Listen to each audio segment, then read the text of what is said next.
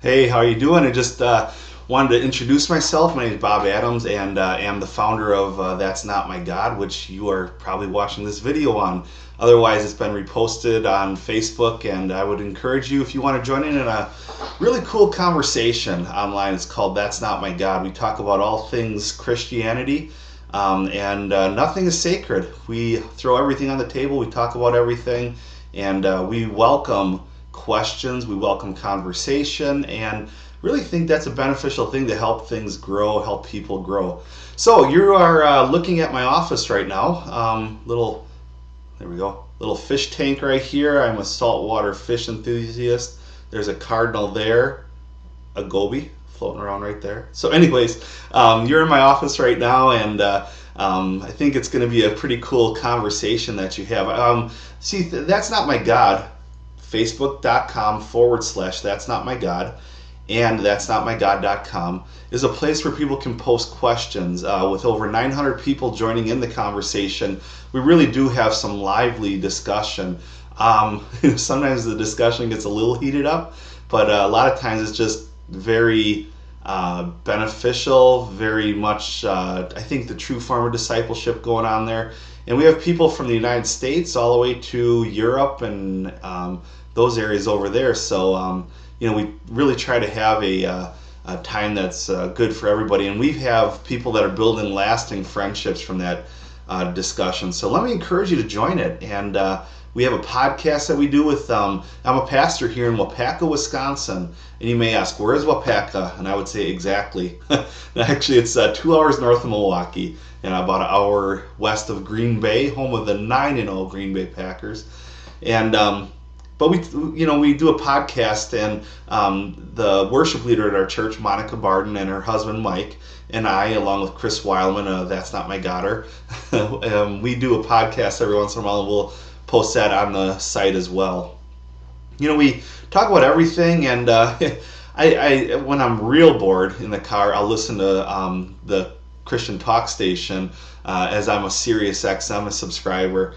And I heard someone say this today, and it really took me back to my roots of hearing evangelists. And he said this: America is in a tough time, and we're not far off from being persecuted for our faith. Maybe, maybe not. That's for the jury to decide.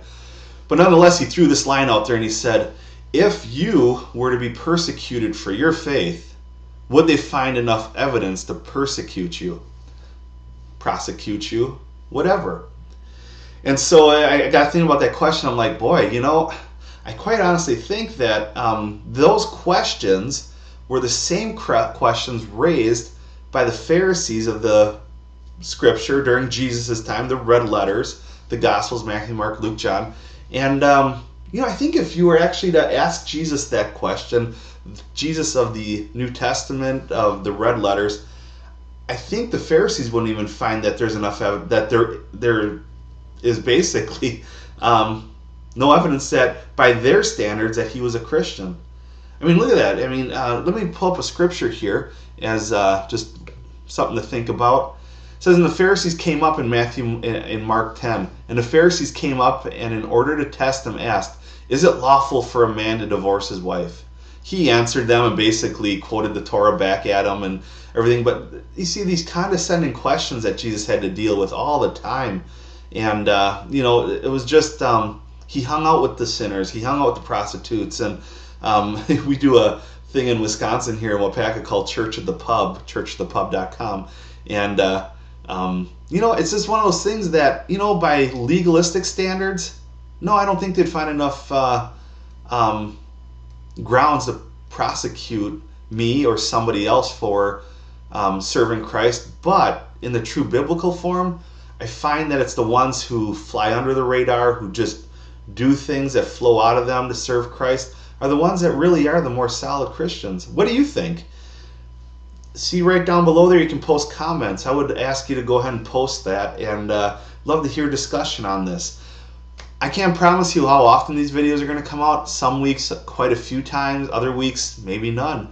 My friend, my mentor, someone who I had and speak at our church a couple weeks ago, Pastor Bob Beeman, he just started a video cast like this, and so we talked about these actually a couple weeks ago when he was here, and we were talking like, yeah, I'm going to get one going for That's Not My God, and he's going to get one going for Sanctuary, and Sanctuary endorses us, That's Not My God, and likewise, I feel humbled saying this, but we endorse Sanctuary International as well. Check out my friend Pastor Bob Beeman on Facebook, or just pastorbobbeeman.com. You're really going to enjoy him. So, back to the question, what do you think?